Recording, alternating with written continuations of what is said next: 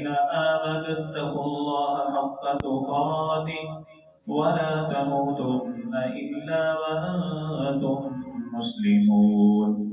يا أيها الناس اتقوا ربكم الذي خلقكم من نفس واحدة وخلق منها زوجها وبث منهما رجالا كثيرا ونساء واتقوا الله الذي تساءلون به والأرحام إن الله كان عليكم رقيبا. يا أيها الذين آمنوا اتقوا الله وقولوا قولا سديدا يصلح لكم أعمالكم ويغفر لكم ذنوبكم ومن يطع الله ورسوله فقد فاز فوزا عظيما. أما بعد فأعوذ بالله السميع العليم من الشيطان الرجيم من همزه ونفخه ونفثه. بسم الله الرحمن الرحيم. فقال الله إني معكم لئن أقمتم الصلاة وآتيتم الزكاة. اللهم رب اشرح لي صدري ويسر لي أمري واحلل عقدة من لساني يفقهوا قولي واجعل لي وزيرا من أهلي. اللهم رب زدني علما اللهم رب زدني علما اللهم رب زدني فهما. اللهم رب يسر ولا تعسر وتمم بالخير يا أرحم الراحمين. حمد و ثنا تمام تر کبریائی بڑیائی بزرگی بندے تمام تر عطائی شہنشاہی کبریائی تمام تر تعریفات تسبیحات تمجیدات تکبیرات تحلیلات اللہ جل جلالہ رب العالمین احکم الحاکمین خالق کائنات مالک ارض و سما کی بابرکت اور پررحمت ذات کی اور درود و سلام عقائد و جہان امام الانبیاء امام المجاہدین سید الاولین والآخرین خاتم النبیین رحمت للعالمین پیغمبر اعظم امام الاعظم قائد اعظم سید ولد آدم حضرت محمد رسول اللہ صلی اللہ علیہ وآلہ وسلم کی بابرکت اور پررحمت ذات کے لیے ذی وقار میرے محترم میرے معزز عزیز ساتھیوں بھائیوں دوستوں، ہمیشہ کی طرح میری دلی دعا ہے ہمارا خالق ہمارا پروردگار رب العالمین ہم سب کی آج کی یہ حاضری اپنی بارگاہ میں قبول فرمائے، آمین۔ اللہ تعالیٰ قبول فرما کر ہماری نجات، ہمارے والدین، اساتذہ کرام محسنین، اللہ تعالیٰ تمام اہل و عیال، تمام انسانیت کی ہدایت اور ہدایت کے بعد نجات کا ذریعہ بنائے، سبب بنائے۔ اللہ تعالیٰ ہم سب کا خاتمہ بالایمان اور خاتمہ بالخیر فرمائے، آمین آمین۔ الحمدللہ آپ سب کے علم میں ہوگا، یاد ہوگا کہ پچھلے خطبہ میں ہم نے صحیح بخاری کتاب الایمان میں سے حدیث نمبر 1 اس کا پہلا حصہ اللہ تعالیٰ کی توفیق سے ہم نے سنا تھا، اور پہلے حصے میں ہم نے 3 چیزیں سنی تھی۔ پہلی چیز کہ اولاد کی دینی بھلی اور اچھی تربیت کرنا، دوسری چیز تھی توحید باری تعالیٰ کے بارے میں، اور تیسری جو چیز تھی وہ تھی نبی معظم جناب محمد رسول اللہ صلی اللہ علیہ وسلم کی اطاعت اور فرما برداری کے بارے میں۔ اور اس کے بعد جو جہاں پر ہماری بات اللہ تعالیٰ کی توفیق سے ختم ہوئی تھی وہ تھی نماز کا مسئلہ، کہ نماز پڑھنا اقامت الدین ہے، نماز پڑھنا یہ دین کی بنیادوں میں سے ایک بنیاد ہے۔ اور ایک بات میں آپ سے وہ ذکر کرنا چاہتا ہوں، پھر انشاءاللہ ہم جو پیارے پیغمبر علیہ الصلوۃ والسلام کی حدیث کا اگلا حصہ ہے وہ سنیں گے کہ آج ایک ہمارا مسلمان بھائی ہے،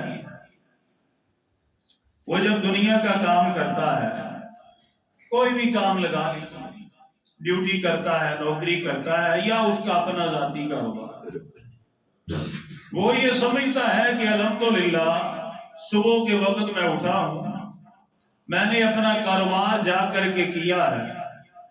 ڈیوٹی والا یہ سمجھتا ہے میں نے 8 گھنٹے الحمدللہ ڈیوٹی کر لی، اب میں فری ہوں، اب مجھے کوئی ٹینشن نہیں۔ اور جس کا اپنا کاروبار ہے، جب یہ دیکھتا ہے کہ میری سیل اچھی ہو گئی، کہتا ہے شکر ہے، اور کوئی ٹینشن نہیں۔ اور میں نے بعد ایسے بھی دیکھا ہے ساتھیوں کو کہ جب وہ ڈیوٹی سے واپس آتے ہیں، یہ نہیں کہ جو اندر ملازمت کرتے ہیں، میں ویسے عمومی بات کر رہا ہوں، کہ جب وہ اپنے کام سے فارغ ہو کے آتے ہیں تو خوشی سے جھوم رہے ہوتے ہیں کہ لو جی بس ہماری ڈیوٹی آج مکمل ہو گئی، ہماری جو دیہڑی ہے وہ لگ گئی، بڑے خوش ہوتے ہیں۔ خوش ہونا چاہیے۔ اللہ تعالیٰ قرآن مجید میں فرماتے لَإِن شَكَرْتُمْ لَأَزِيدَنَّكُمْ، کہ اگر تم اللہ تعالیٰ کی نعمت کا شکریہ ادا کرو گے تو اللہ تعالیٰ تمہیں نعمتوں میں مزید عطا فرمائے، یعنی اضافہ کر دیں۔ اچھی بات ہے۔ مسلمان نے سمجھا ہوا ہے کہ میری اتنے گھنٹے ڈیوٹی، میں کامیاب، میری اتنی ایک دن کی مزدوری کا اگر میں نے کر لی تو میں نے کامیاب۔ میرے بھائیوں، یہ مسلمان کے لیے جائز نہیں ہے، لائق نہیں ہے کہ وہ دنیا کے معاملات میں جب طے کر لے، مکمل کر لے، اپنے آپ کو کامیاب سمجھ لے۔ کامیاب وہ مسلمان ہے کہ جو اللہ کی لگائی ہوئی ڈیوٹی بھی مکمل کرتا ہے۔ امام کائنات جناب محمد الرسول اللہ صلی اللہ علیہ وسلم نے بیان فرمایا کہ غلام کو ایسا غلام کہ جو اپنے مالک کا کام بھی پورا کرتا ہے، اللہ تعالیٰ کا کام، اللہ تعالیٰ کی لگائی ہوئی ڈیوٹی، اللہ تعالیٰ کی نوکری بھی پوری کرتا ہے، اللہ تعالیٰ اسے دوہرا ثواب عطا فرماتے ہیں۔ تو ہمیں فکر کرنی چاہیے کہ ہم نے دنیا داری کا معاملہ تو طے کر لیا، رات کے وقت بستر پر لیٹ کے ہم دیکھیں کہ میں نے کتنی نمازیں با جماعت ادا کی ہیں، میں نے 5 نمازوں کی کتنی سنتیں اور کتنے نفل ادا کیے ہیں۔ اگر الحمدللہ 100% ہے تو شکر کرے، یا اللہ تیرا شکر ہے، اگر نہیں تو معاملہ بڑا خطرناک ہے۔ آئیں ذرا توجہ فرمائیں، پیارے پیغمبر علیہ السلام نے بیان فرمایا بنی الاسلام علی 5، کہ جو اسلام کی بنیاد ہے وہ 5 چیزوں کے اوپر ہے۔ شہادت اللہ الہ الا اللہ، پہلی چیز کیا ہے؟ گواہی دینا کہ اللہ ہی معبود برحق ہے، اور اسی کے زمرے میں دوسری چیز وَأَنَّ مُحَمَّدٌ رسول اللہ، اور محمد الرسول اللہ صلی اللہ علیہ وسلم اللہ کے رسول ہے۔ دوسری چیز کیا ہے؟ وَإِقَامِ الصَّلَاةِ، نماز کو ادا کرنا، اور تیسری چیز کیا ہے؟ وَإِيتَاءِ الزَّكَاةِ، اور زکوٰۃ کو ادا کرنا۔ صاحب مال کے اوپر زکوٰۃ فرض ہے، جس کو اللہ تعالیٰ نے مال عنایت فرمایا ہے اور اس کا مال زکوٰۃ کے نصاب تک پہنچتا ہے تو اس پر زکوٰۃ ادا کرنا فرض ہے۔ اللہ تعالیٰ قرآن مجید فرقان حمید میں بیان فرماتے ہیں، اللہ تعالیٰ نے تقریباً نماز کے بارے میں 750 مرتبہ بیان فرمایا ہے، اسے کم ہو گئی، اتنی ہی مرتبہ اللہ تعالیٰ نے زکوٰۃ کے بارے میں بیان فرمایا۔ جہاں پر نماز ہے وہیں پر زکوٰۃ ہے، نماز ہے زکوٰۃ ہے۔ کیوں؟ کیونکہ جو نماز ہے یہ ہمارے جسم کی صفائی کرنے والی ہے، جو نماز ہے ہمارے بدن کی صفائی کرنے والی ہے، جو نماز ہے وہ ہمیں گناہوں سے پاک اور صاف کرنے والی ہے، اور جو زکوٰۃ ہے یہ ہمارے مال کو پاک اور صاف کرنے والا عمل ہے۔ زکوٰۃ کے بغیر مال پاک نہیں ہوتا۔ زکوٰۃ ادا کرنا متقین کی یہ علامت ہے۔ میں آپ کو حدیث سناؤں گا کہ زکوٰۃ سے مال پاک ہوتا ہے، اور اگر زکوٰۃ ادا نہیں کی یا پھر اپنی مرضی سے زکوٰۃ ادا کر لی تو آپ کا مسلمانوں کا مال پاک نہیں پاک۔ زکوٰۃ ادا کرنی اللہ کے حکم کے مطابق، اپنی مرضی سے نہیں کرنی۔ آئیں توجہ فرمائے، زکوٰۃ ادا کرنا یہ متقین کی صفت ہے۔ اللہ تعالیٰ فرماتے ہیں، سورہ البقرہ ہے، آیت نمبر 1 ہے، الذین یؤمنون بالغیب ویقیمون الصلاۃ ومما رزقناہم ينفقون۔ اللہ تعالیٰ نے پھر فرمایا اولئک علی ھدی من ربہم واولئک ھم المفلحون۔ سورہ البقرہ ہے، آیت نمبر 43 ہے، اللہ تعالیٰ فرماتے ہیں وَأَقِیمُوا الصَّلَاةَ وَآتُوا الزَّکَاةَ وَارْکَعُوا مَعَ الرَّاکِعِینَ۔ اور لوگوں نماز کو ادا کرو، زکوٰۃ کو ادا کرو، اور رکوع کرنے والوں کے ساتھ رکوع کرو۔ سورہ البقرہ ہے، آیت نمبر 170 ہے، اللہ تعالیٰ نے پھر بیان فرمایا وَأَقَامَ الصَّلَاةَ وَآتَى الزَّکَاةَ۔ اور لوگوں نیکی صرف یہ نہیں ہے کہ اپنے چہرے کو بیت اللہ کی طرف پھیر لینا، نیکی یہ بھی ہے کہ نماز بھی ادا کی جائے اور زکوٰۃ بھی ادا کی جائے۔ سورہ نساء ہے، آیت نمبر 77 ہے، اللہ تعالیٰ فرماتے ہیں أَلَمْ تَرَ إِلَى الَّذِينَ قِيلَ لَهُمْ كُفُّوا أَيْدِيَكُمْ وَأَقِیمُوا الصَّلَاةَ وَآتُوا الزَّکَاةَ۔ رب العالمین نے فرمایا اے میرے نبی جناب محمد الرسول اللہ صلی اللہ علیہ وسلم کہ آپ نے ان لوگوں کی طرف نہیں دیکھا کہ رب العالمین نے ان سے فرمایا اپنے ہاتھوں کو ظلم سے، زیادتی سے روک لو، نمازوں کو ادا کرو اور زکوٰۃ کو ادا کرو۔ سورہ المائدہ ہے، خطبے کی ابتدا میں ہم نے آیت سنی ہے، آیت نمبر 12 ہے، رب العالمین نے فرمایا وَقَالَ اللَّهُ إِنِّي مَعَكُمْ۔ اے میرے نبی فرما دیجئے، اللہ فرماتے ہیں اے مومنو ایمان والو میں تمہارے ساتھ ہوں، لیکن شرط یہ ہے لَإِنْ أَقَمْتُمُ الصَّلَاةَ وَآتَيْتُمُ الزَّکَاةَ، اگر 5 وقت کی نماز پڑھو گے، زکوٰۃ ادا کرو گے۔ سورہ المائدہ کے بعد سورہ انفال ہے، آیت نمبر 3 ہے، رب العالمین نے جنتی لوگوں کے بارے میں ان کی صفتیں بیان فرمائی۔ اللہ فرماتے ہیں الذین یقیمون الصلاۃ ومما رزقناہم ینفقون۔ وہ لوگوں متقین وہ ہے، جنتی وہ ہے، عباد الرحمن وہ ہے جو نماز بھی پڑھتے ہیں اور زکوٰۃ بھی ادا کرتے ہیں۔ زکوٰۃ ادا کرنا یہ صاحب مال پر فرض ہے، فرض۔ توجہ فرمائیں، زکوٰۃ کے بغیر مال پاک ہوتا نہیں ہوتا۔ اگر زکوٰۃ کے نصاب تک مال پہنچ چکا ہے اور بندہ زکوٰۃ ادا نہیں کرتا یا اپنی مرضی سے کرتا ہے، مرضی پتہ کیا ہوتی ہے؟ سورہ توبہ آیت نمبر 60، سورہ توبہ آیت نمبر 60، اللہ تعالیٰ نے 8 مصارف، 8 لوگوں کا ذکر کیا ہے کہ آپ زکوٰۃ ان کو دے سکتے ہیں۔ اگر ایک بندہ یہ سوچتا ہے کہ میں اب جا رہا ہوں حج اور عمرہ کرنے کے ارادے سے، میرے پاس زکوٰۃ کے پیسے ہیں، وہاں پہ میں جاؤں گا آب زمزم لے کر کے، سمجھ آ رہی نا؟ الحمدللہ۔ اگر ایک بندہ سمجھتا ہے کہ میرے پاس زکوٰۃ کے پیسے ہیں، اب میں جاؤں گا حج اور عمرہ کرنے کے لیے، ان زکوٰۃ کے پیسوں سے میں لوگوں کو آب زمزم لا کے پلاؤں گا، تسبیح لا کے، ٹوپیاں لا کے دوں گا، تو یہ زکوٰۃ اس کی ادا ہوئی نہیں۔ ابھی یہ رمضان آنے والا ہے، بعض ساتھی اس طرح کرتے ہیں کہ اپنی زکوٰۃ کے پیسے سے جو لوگ روزے دار ہیں ان کی افطاری کرواتے ہیں، یہ بھی کروانا حلال اور جائز نہیں ہے۔ کیوں نہیں ہے؟ اس کی وجہ یہ ہے کہ جو 8 مصارف، 8 لوگوں کا ذکر اللہ تعالیٰ نے سورہ توبہ آیت نمبر 60 میں کیا ہے، ان میں یہ لوگ شامل نہیں ہیں، ان میں یہ طریقہ کار شامل نہیں ہے۔ پتہ یہ چلا کہ اگر ایک مسلمان بندہ زکوٰۃ کے نصاب تک اس کا مال پہنچ چکا ہے، اگر وہ زکوٰۃ ادا نہیں کرتا تو پھر بھی اس کا مال پاک نہیں، اور اگر اپنی مرضی سے زکوٰۃ ادا کرتا ہے پھر بھی اس کا مال پاک نہیں ہے۔ زکوٰۃ کا مال مستحق لوگوں تک پہنچانا یہ فرض ہے، یہ ڈھونڈنا پڑتا ہے، تلاش کرنا پڑتا ہے، اور نہیں تو مال پاک ہو ہی نہیں سکتا۔ سکتا، بات میری نہیں۔ صحیح بخاری ہے، کتاب التفسیر ہے، حدیث نمبر 4661 ہے۔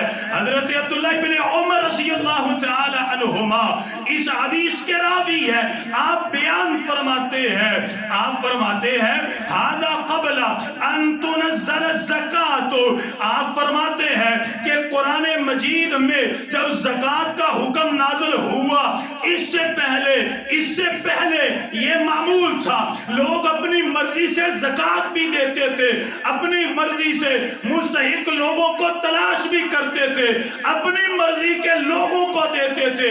آپ فرماتے ہیں لیکن جب قرآن نازل ہو گیا پھر ہمیں پتہ یہ چلا جعل اللہ طہرا للاموال، کہ اگر اپنے اموال کو پاک کرنا ہے زکوٰۃ دینی پڑے گی اور مستحق لوگوں کو دینی پڑے گی۔ اپنی مرضی سے زکوٰۃ نہیں، اپنی مرضی سے نہیں بھائی، اپنی مرضی سے اگر زکوٰۃ دی تو زکوٰۃ ہے ہی نہیں، اور مال پاک، اور اگر مال پاک نہیں تو کوئی عبادت قبول ہے۔ اللہ اکبر کبیرہ۔ میں ایک حدیث کئی مرتبہ نے آپ کو سنائی، پھر سناتا ہوں۔ صحیح بخاری، صحیح مسلم ہے، حدیث نمبر 2346 ہے۔ اور سب سے پہلے دعا کیجیے اللہ ہمیں رزق حلال کمانے کی توفیق عطا فرمائے۔ پروفیشنل ڈاکو اس وقت بیٹھے ہوئے، پروفیشنل ڈاکو کیا کہتے ہیں؟ پروفیشنل ڈاکو، بڑے پڑھے لکھے سمجھدار ڈاکو۔ بچے کے پیٹ میں درد ہو گیا، گئے جی ڈاکٹر صاحب کے پاس، ڈاکٹر صاحب کے پی اے سے ملے، ڈاکٹر صاحب سے ملنا ہے، بچے کے پیٹ میں درد ہے، یہ ڈاکٹر صاحب ابھی نماز کی تیاری کر رہے ہیں، وہ ابھی آپ کو ٹائم نہیں دے سکتے۔ تو وہ جو گیا سیدھا سادہ، اس نے کہا ماشاءاللہ ڈاکٹر صاحب تھے بڑے نیک تھے، بڑے پرہیزگار ہیں، بڑے شریف نے ماشاءاللہ۔ میں گیا تو مینوں بٹھا دیتا اور کہا کہ بھائی ڈاکٹر صاحب کیا کر رہے ہیں جی؟ نماز کی تیاری۔ اب ماشاءاللہ ڈاکٹر صاحب نے کیا کیا، جب نماز سے فارغ ہوئے تسبیحات میں استغفر اللہ کر رہے ہیں، بچے کو چیک کیا یا نہیں کیا، جو کچھ بھی کیا، ایک میڈیسن کی پوری لسٹ بنا کے دے دی۔ اب جب میڈیکل سٹور کے اوپر ہم گئے تو ہم نے دیکھا جیب میں پیسے تو تھوڑے ہیں یار، کیا کریں۔ پھر ایک بندے نے کہا چل کوئی نہیں یار، دل میں خیال آیا، دل کے اندر جو بندہ ہے وہاں پہ کوئی مشورہ نہیں دیتا، دل کے اندر جو بندہ ہے وہ کہتا چل یار ساڑھے اتنے بھی تو سٹور ہے، یہاں سے دوائی لے لیں گے۔ تو جب یہاں سے آ کے ہم نے پرچی اس کے سامنے رکھی تو اس نے کہا حضرت جی ڈاکٹر صاحب نے جس سٹور کا بتایا اسی سٹور سے دوائی ملے گی، کسی اور سے مل سکتی نہیں۔ ایسے ہوتا کہ نہیں ہوتا؟ ہوتا کہ نہیں ہوتا؟ ہوتا ہے نا۔ بات سمجھے، جہاں تک میں آپ کو لے کے جانا چاہتا ہوں، سمجھے کہ نہیں سمجھے آپ جی؟ آپ سمجھے نا کہ ڈاکٹر صاحب نے کہا جی فلاں سٹور سے ہی دوائی ملے گی، جو میرے کلینک میں بنا ہوا ہے، جو میرے ہاسپٹل کے پاس ہے وہیں سے دوائی ملے گی، کہیں اور سے نہیں ملے گی، اسی کمپنی کی استعمال کرنی ہے۔ میرے دل میں تو یہ تھا، اور یہ نمازی ہے، پرہیزگار ہے، مجھے روک دیا، اور مجھے بعد میں پتا چلا اس بدبخت نے کمپنی والوں کے ساتھ لکھ پڑت کی ہوئی ہے کہ ساڑی کمپنی دوائی دینی ہے، تینوں گڈی بھی دواں گے، تینوں اے بھی دواں گے، تینوں اے بھی دواں گے، تیرنا اے بھی ہوئے گا، اتنا تمہیں کچھ ملے گا، مکان بھی ملے گا، گاڑی بھی ملے گی، گاڑیاں پہلے دیتے ہیں۔ اور لوگوں سن لو میرے بھائیوں، یقین مانیے اس طرح کرنے والے نمازیں پڑھ بھی لیں، زکاتیں دے بھی دیں، ان کا مال پاک نہیں ہوتا۔ میں نہیں کہندا، میری کی اوقات ہے بھائیو، قرآن ہے، قرآن کہتا ہے قولوا قولا سدیدا، سیدھی صاف بات کرو، کسی پر ظلم اور زیادتی نہ کرو، اور یاد رکھیے اور جس کا مال پاک نہیں کوئی عبادت قبول نہیں۔ نبی کریم صلی اللہ علیہ وسلم کی حدیث ہے، صحیح مسلم ہے 2346 ہے، حضرت ابو ہریرہ رضی اللہ عنہ بیان فرماتے ہیں اللہ کے نبی صلی اللہ علیہ وسلم نے فرمایا اے لوگوں، اللہ تعالیٰ نے آپ کو وہی حکم دیا ہے جو اپنے انبیاء کو حکم دیا تھا۔ انبیاء کو حکم کیا دیا؟ یا والرسول، اے میرے رسولو حلال کھاؤ طیب کھاؤ۔ میرے نبی نے قرآن کی آیات کو پڑھا، پھر اللہ کے نبی نے ایک واقعہ سنایا، یطیر السفر اشعث اغبر، آپ نے فرمایا ایک شخص تھا بڑا طویل سفر طے کر کے آیا، جب اس نے سامنے دیکھا بیت اللہ ہے، یمد یدیہ الی السماء، اس نے اپنے ہاتھ آسمان کی طرف بلند کیے، اللہ اکبر، کہتا کیا ہے یا ربی یا ربی۔ اللہ کے نبی صلی اللہ علیہ وسلم نے فرمایا وَمَطْعَمُهُ حَرَامٌ، اس کا کھانا بھی حرام کا، پینا بھی حرام کا، وَمَلْبَسُهُ حَرَامٌ، اس کے کپڑے بھی حرام کمائی کے، جس سواری پر آیا وہ بھی حرام کمائی کی۔ رب العالمین نے فرمایا فَأَنَّىٰ يُسْتَجَابُ لِذَٰلِكَ، اور مجھے بتلا، اور اتنا کچھ حرام کر کے آیا، میں تیری دعاؤں کو کیسے قبول کروں؟ اللہ قبول ہی نہیں کرتے۔ تو میرے بھائیو، رزق کا حلال اور طیب اور پاک اللہ تعالیٰ نے ہمیں مکلف نہیں بنایا کہ آپ اس دنیا میں آئے تو آپ نے گاڑی لازمی لے لی۔ کبھی سنا ہے کسی عالم دین کو؟ یہ کوئی اختلافی مسئلہ تو نہیں ہے نا؟ کبھی سنا ہے آپ نے کسی عالم دین سے کہ قرآن دی آیت پڑھ کے کیا ہوئے کہ اللہ تعالیٰ نے فرمایا دنیا تے بھیجا ہے تے آ کر کے 2 مکان بنانے ہیں؟ سنا کبھی آپ نے سنا؟ یا اللہ تعالیٰ نے یہ فرما دیا ہو دنیا تے بھیجیا تم اولاد دیتی، اولاد ہوں MBBS کرانا ہے؟ سنا کبھی آپ نے؟ کبھی نہیں سنی۔ اللہ تعالیٰ نے کبھی نہیں فرمایا، کسی نبی سے نہیں فرمایا کہ اے میرے نبی اپنے امتیوں کو بیان فرما دو میں نے تمہیں دنیا میں بھیجا، میری زمین بڑی وسیع ہے، 10 پلاٹ جو ہیں وہ خریدنے ہیں، اگر کم خریدے تو میں جنت نہیں دوں گا۔ کبھی سنا آپ نے؟ اللہ نے مکلف بنایا ہے کہ اللہ تعالیٰ نے فرمایا اے میرے بندے میری بندگی کا تیرا بھوکا پیٹ بھی ہوگا، مجھے میری کبریائی کی قسم ہے، مجھے ساری دنیا سے کوئی افضل لگے گا تو لگے گا۔ اللہ تعالیٰ کو بندگی کرنے والے، اللہ تعالیٰ شکلوں کو تو دیکھتے نہیں ہیں۔ اگر شکلوں کو اللہ تعالیٰ دیکھتے تو کبھی بھی حضرت بلال کے قدموں کی آواز جنت میں میرے نبی کے آگے آتی؟ سوچنے کی بات ہے نا۔ اگر اللہ تعالیٰ قد کاٹ کو دیکھتے کہ قد کاٹ اونچا ہوگا پھر جنت ملے گی، واللہ کبھی بھی حضرت جلیبیب رضی اللہ تعالیٰ عنہ کبھی جنت میں نہ جاتے۔ چھوٹا سا قد تھا، سیاہ رنگ تھا، بدو تھے، لیکن اللہ قسم آج بھی جنت میں موجود ہے الحمدللہ۔ اللہ تعالیٰ کو یہ چیز نہیں ہے کہ میرے بندے صحیح سالم میرے پاس آنا، تیرا جسم پھٹا ہوا نہ ہو، کپڑے پھٹے ہوئے نہ ہو۔ اللہ سبحانہ و تعالیٰ فرماتے ہیں کہ میری بندگی کر، اگر تیرا جسم بھی ٹکڑے ٹکڑے ہو گیا میں پھر بھی تجھے جنت میں اپنا مہمان بناؤں گا۔ کیا ہمیں سیدہ سمیہ رضی اللہ تعالی عنہا کی قربانیاں یاد نہیں ہے؟ اسلام کی پہلی شہیدہ کو ہم بھول گئے۔ اللہ اکبر کبیرہ، یہ تو حالت ہے۔ تو اپنے مال کو پاک کرنا ضروری ہے بھائی، اور ہم کریں گے انشاءاللہ کریں گے نا بھائی۔ وہ جنت چاہیے جی، اللہ کا دیدار چاہیے۔ حدیث سنا دو، اصلاح کے لیے بیٹھے ہیں، پیارے پیغمبر علیہ السلام کی حدیث ہے۔ دعا کیجیے اللہ تعالیٰ یہ خوش بختیاں، یہ انعام ہم سب کو عنایت فرمائے۔ اللہ تعالیٰ ہمارے والدین کو عنایت فرمائے، ان کی دعاؤں سے آج الحمدللہ ہم یہاں پر موجود ہیں۔ اللہ ہمارے اساتذہ کو عطا فرمائے، اللہ تعالیٰ ہمارے گھر والوں کو عنایت فرمائے، اللہ اکبر ہمارے بہن بھائیوں کو عنایت فرمائے۔ پیارے پیغمبر علیہ السلام نے فرمایا کہ جب قیامت کا دن آئے گا اللہ سبحانہ و تعالیٰ جنتیوں کو جنت عنایت فرمائیں گے۔ اللہ تعالیٰ فرمائیں کہ جنتیوں کسی اور چیز کی ضرورت ہے بتلاؤ میں رب العالمین اور دیتا ہوں۔ اللہ جی نہیں سب کچھ مل گیا۔ اللہ تعالیٰ فرمائیں گے خوش ہو جاؤ، جتنا دیا اس سے مزید 2 گنا دیتا ہوں۔ اللہ تعالیٰ فرمائیں گے کوئی اور چیز، اللہ جی وہ چیز جس کا نہ دل میں خیال آیا نہ آنکھوں نے کبھی دیکھا وہ سب کچھ عنایت فرما دیا، اور کسی چیز کی ضرورت اور تمنا نہیں۔ رب العالمین فرمائیں گے اے میرے بندے ایک ایسی چیز ہے کہ جو جنت کی ساری نعمتوں سے اعلیٰ ہے، رب العالمین وہ کیا ہے؟ کائنات کے امام نے فرمایا رب العالمین جنت کے نور کے پردے ہٹا کے اپنا دیدار کروائے، اور جب بندہ دیدار کرے گا بندہ کہے گا اللہ اکبر، یا اللہ پتہ چلا کہ دنیا کی اور جنت کی ہر نعمت سے کوئی اعلیٰ چیز ہے، وہ تیرا دیدار ہے۔ تو رب العالمین کا دیدار خوشبخت اور نیک لوگوں کو ملا، ہم کوشش کریں گے انشاءاللہ، اور بڑا لطف آئے گا جب بندہ اپنے والدین، بہن، بھائی اور بیوی بچوں سمیت اللہ تعالیٰ کا دیدار کرے گا انشاءاللہ تعالیٰ۔ اتنی عظمت والی بات ہو، الحمدللہ۔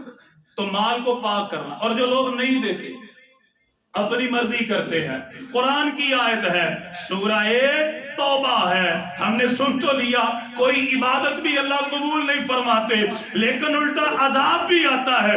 سورہ توبہ آیت نمبر 34 ہے، 35 ہے، اللہ تعالیٰ فرماتے ہیں یوم یحمى علیہا فی نار جہنم فتقوی بہا جباہہم وجنوبہم وظہورہم ھذا ما کنزتم لانفسکم فذوقوا ما کنتم تکنزون۔ رب العالمین نے فرمایا وہ لوگ جو زکوٰۃ نہیں دیتے یا اپنی مرضی سے زکوٰۃ دیتے ہیں، رب العالمین نے فرمایا ایسے لوگوں کو جہنم میں داخل کیا جائے گا، اور ان کا وہ مال جس کی زکوٰۃ ادا نہیں کی، انہیں آگ کی تختیاں بنا کر کے ان کے جسم کو دوہرا عذاب دیا جائے گا۔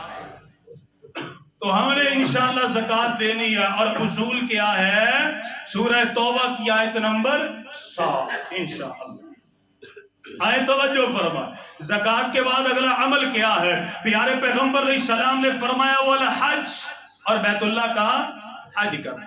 اور حج جو ہے یہ بھی صاحب مال کے اوپر فرض ہے، جس کو اللہ تعالیٰ نے مال دیا ہے، دولت دی ہے، زاد راہ موجود ہے، آنے جانے کا خرچہ موجود ہے، اور وہاں کے رہنے کا خرچہ موجود ہے، صحت ہے، جوانی ہے، الحمدللہ سارے معاملات ہیں، ایسے مسلمان کے اوپر بیت اللہ کا حج فرض ہے، فرض ہے، میں نہیں کہتا۔ قرآن کی آیت ہے، سورہ آل عمران ہے، آیت نمبر 57 ہے، رب العالمین نے فرمایا وَلِلَّهِ عَلَى النَّاسِ حِجُّ الْبَيْتِ مَنِ اسْتَطَاعَ إِلَيْهِ سَبِيلًا۔ اور لوگوں، رب العالمین نے اس بندے کے اوپر حج کو فرض کر دیا ہے جس کے پاس آنے جانے کا خرچ موجود ہے، رہنے کا خرچ موجود ہے، جس کے پاس صحت ہے، جس کے پاس آنے جانے کے معاملات ہیں۔ اور یاد رکھیے وَمَنْ كَفَرَ وَمَنْ كَفَرَ، جو استطاعت ہونے کے باوجود، طاقت ہونے کے باوجود، خرچہ ہونے کے باوجود حج نہیں کرتا، اللہ کے گھر میں نہیں جاتا، وَمَنْ كَفَرَ، قرآن کہتا ہے ایسا بندہ کفر کرنے والا ہے، فَإِنَّ اللَّهَ غَنِيٌّ عَنِ الْعَالَمِينَ، ایسے بندے کو اللہ تعالیٰ نے فرمایا مجھے ایسے بندے کی کوئی پرواہ نہیں، کوئی فکر نہیں۔ اللہ فرماتے ہیں میں ایسے بندے سے بری ذمہ ہو۔ آئے صحیح مسلم ہے 1337 ہے، سنن نسائی ہے 2621 ہے، سنن ابو داؤد ہے 1721 ہے۔ پیارے پیغمبر علیہ السلام نے بیان فرمایا اور لوگوں صاحب مال کے اوپر اپنی زندگی میں ایک حج کرنا فرض ہے۔ کتنے حج؟ ایک کرنا فرض ہے، اس کے علاوہ جو ہے نا وہ نفلی ہوتے ہیں۔ ایک حج کرنا فرض ہے، وہ لازمی کرے، اور اس کے علاوہ اگر وہ کرتا ہے تو انشاءاللہ اسے نفلی ثواب ملے گا۔ اللہ اکبر کبیرہ۔ اور ہاں یاد رکھیے جس کے پاس استطاعت ہے وہ حج نہیں کرتا، وہ اللہ کے گھر میں نہیں جاتا، اللہ اکبر کبیرہ، تو اس کا معاملہ کیا ہے؟ اگر آپ پڑھتے ہیں سورہ آل عمران اس کی آیت نمبر 97 کی شرح کو، تو آپ کو ایک حدیث ملتی ہے۔ امام سعید رحمہ اللہ اپنی کتاب میں کتاب المناسک میں یہ حدیث صحیح سند سے لے کر کے آئے ہیں۔ حضرت عمر فاروق رضی اللہ تعالی عنہ ان کا اپنا بیان ہے، آپ نے فرمایا لقد حممت ان ابعث رجالا الى هذه الامصار، آپ فرماتے ہیں میرا جی یہ چاہتا ہے میں مسلمانوں کا ایک لشکر بناؤں اور لشکر کو میں اعلان کر دوں جاؤ بازاروں میں چلے جاؤ، شہروں میں چلے جاؤ، علاقوں میں چلے جاؤ، فینظر کل من کان له جدۃ، اور جا کر کے تلاش کرو وہ مسلمان اور جن کے پاس ہمت ہے، طاقت ہے، پیسہ ہے، زاد راہ ہے، وہ پھر بھی ولم یحج، حج نہیں کرتے، لیضربوا علیہم الجزیہ، میں ایسے لوگوں کے اوپر جزیہ اور ٹیکس مقرر کروں گا. ما ہم بمسلمین ما ہم بمسلمین. ایسے بندے حقیقی معنی میں مسلمان جو استطاعت کے باوجود بیت اللہ کا حج نہیں کرتے. تو اگر اللہ تعالیٰ نے ہمت اور طاقت دی ہے تو کرنا چاہیے. اللہ تعالیٰ کے گھر میں جانا چاہیے اور بڑا ثواب ہے. بڑی معروف حدیث ہے, حوالے کی ضرورت کوئی نہیں. کائنات کے امام نے فرمایا حج مبرور ایسا حج کہ جس میں آپ اللہ اور اس کے رسول کی اطاعت اور فرما برداری کرتے ہیں, کسی کو پریشان نہیں کرتے, تنگ نہیں کرتے. آپ نے فرمایا اس کا اجر و ثواب ایسے ہی ہے کہ جس طرح آج ہی آپ پیدا ہو کے دنیا میں آئے. کوئی گناہ نہیں, اللہ سارے گناہ وہ آپ فرما دیتے ہیں. اللہ اکبر کبیرہ. بہن اور بیٹی بھی حج کر سکتی ہے. ایک ایک حدیث سناؤں گا, بات ختم کروں. لیکن یاد رکھیے بہن اور بیٹی کا جو حج ہے یہ محرم کے بغیر جائز. محرم کون ہوتا ہے؟ اس کا خامد ہے, اس کا باپ ہے, یا اس کا سمجھدار بیٹا یا سمجھدار بھائی ہے. سمجھدار بچہ نہیں. بچہ چھوٹا جو ہوتا ہے وہ محرم نہیں ہوتا. چھوٹے بچے, آپ کتنے مسلمان بیٹیاں بہنیں ہیں چھوٹے بچوں کو اپنا محرم بنا کے بازاروں میں لے جاتی ہیں. چھوٹا بچہ نہیں, سمجھدار ہو, جس میں ہمت و طاقت ہو, عزت کا دفاع کرنے کے لیے اس میں جرأت ہو. یہ نہیں کہ وہ خود ڈرتا پھرے, جو محرم بنا کے لے کے جا رہی اس کے پلو میں اپنے آپ کو چھپاتا پھرے. ایسا محرم نہیں ہے. ہمت اور طاقت اس میں موجود ہو.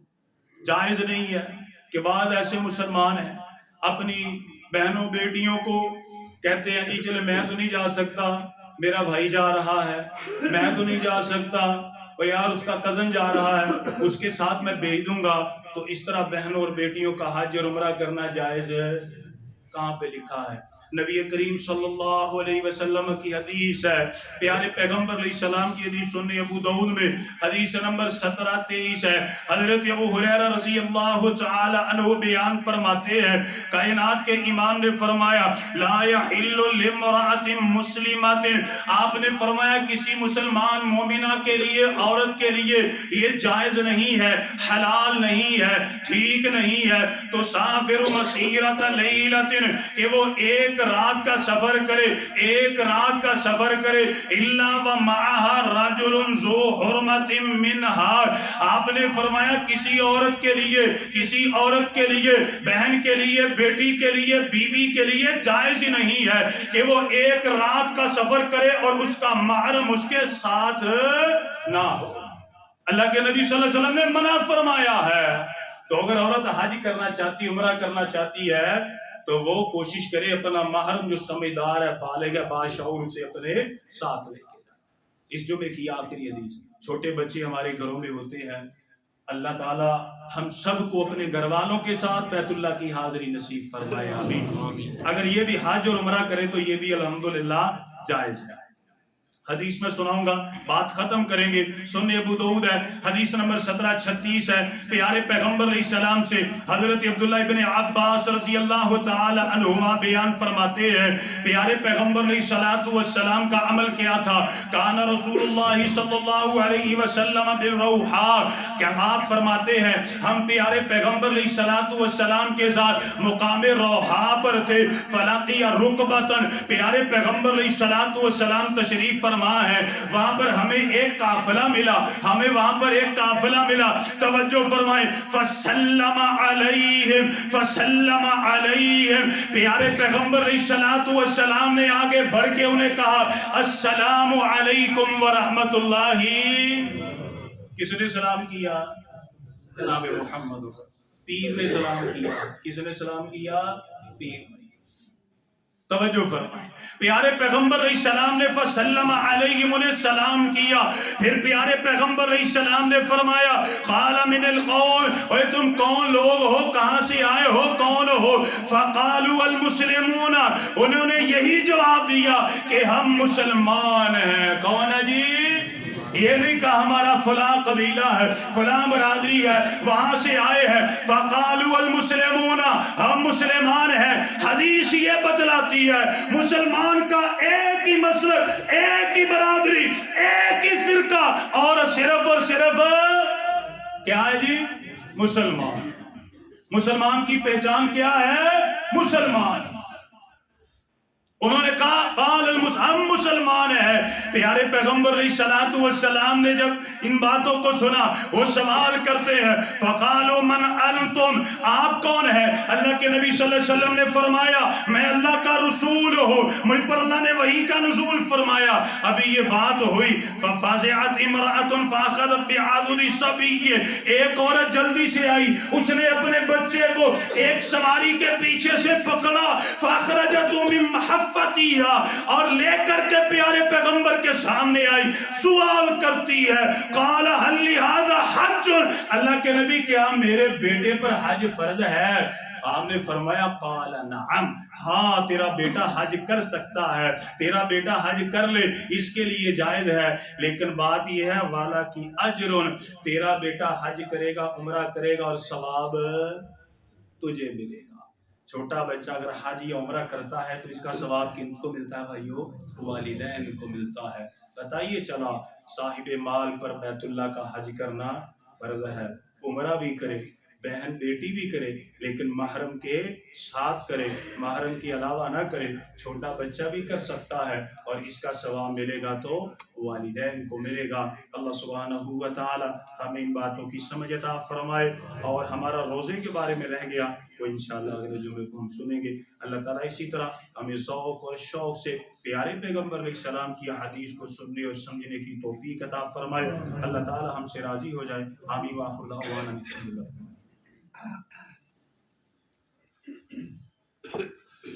الحمد لله رب العالمين الرحمن الرحيم مالك يوم الدين إياك نعبد وإياك نستعين إن الحمد لله نحمده ونستعينه ونستغفره ونعوذ بالله من شرور أنفسنا ومن سيئات أعمالنا من يهده الله فلا مضل له ومن يضلل فلا هادي له وأشهد أن لا إله إلا الله وحده لا شريك له وأشهد أن محمدا عبده ورسوله. میرے محترم بھائیو, دعائیں عافیت ہے, دعا کریں. ہمارے ایک بڑے ہی پیارے بھائی انہوں نے دعا کے لیے کہا ہے. اللہ تعالیٰ ان کو صحت اور عافیت عطا فرمائے, اللہ تعالیٰ ان کو تندرستی عطا فرمائے, اللہ تعالیٰ ان کی تمام جسمانی روحانی بیماریاں اپنے خاص فضل سے دور فرمائے. اسی طرح شہاب بھائی بیٹھے ہیں, دعا کریں اللہ تعالیٰ انہیں بھی کامل مکمل اکمل شفا عطا فرمائے. ان کے تمام امراض اللہ تعالیٰ اپنے خاص فضل سے دور فرمائے. اللہ تعالیٰ اس پر اپنا خصوصی رحم و کرم نازل فرمائے. آمین. اور اسی طرح ہمارے ایک بہت پیارے بھائی ہیں, انہوں نے خصوصاً دعا کے لیے کہا ہے. دعا کیجیے اللہ تعالیٰ ان پر, ان کے گھر والوں پر, ان کی ساری فیملی پر خصوصی رحم و کرم نازل فرمائے. اللہ تعالیٰ ان کو اور ان کے گھر والوں کو اپنی رحمتوں سے مالا مال فرمائے. تمام کی جائز خواہشات اللہ تعالیٰ پوری فرمائے. اللہ سبحانہ و تعالیٰ ہم سب پر بھی رحم و کرم نازل فرمائے. غزہ کے مظلوم مسلمانوں کی اللہ تعالیٰ مدد فرمائے. جہاں کہیں مسلمانوں پر ظلم کیا جا رہا ہے اللہ تعالیٰ خیر کے ذریعے ان کی مدد اور معاونت فرمائے. اور اللہ تعالیٰ ہمیں ان اپنے بھائیوں کی ہر لحاظ سے مدد معاونت کرنے کی توفیق عطا فرمائے. اور اللہ تعالیٰ ہمیں ہر طرح کی آزمائشوں سے, پریشانیوں سے محفوظ فرمائے.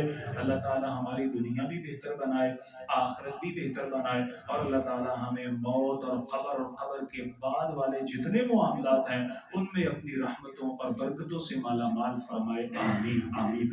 ان اللہ وملائکتہ یصلون علی النبی يا أيها الذين آمنوا صلوا عليه وسلموا تسليما.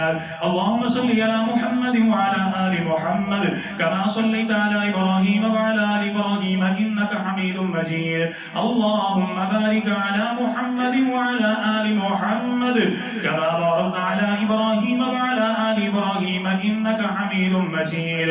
اللهم رب ارحمهما كما ربيانا صغيرا. رب اجعلني مقيم الصلاة ومن ذريتي ربنا وتقبل دعاء.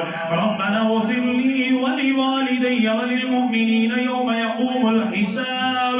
سبحان ربك رب العزة عما يصفون وسلام على المرسلين والحمد لله رب العالمين.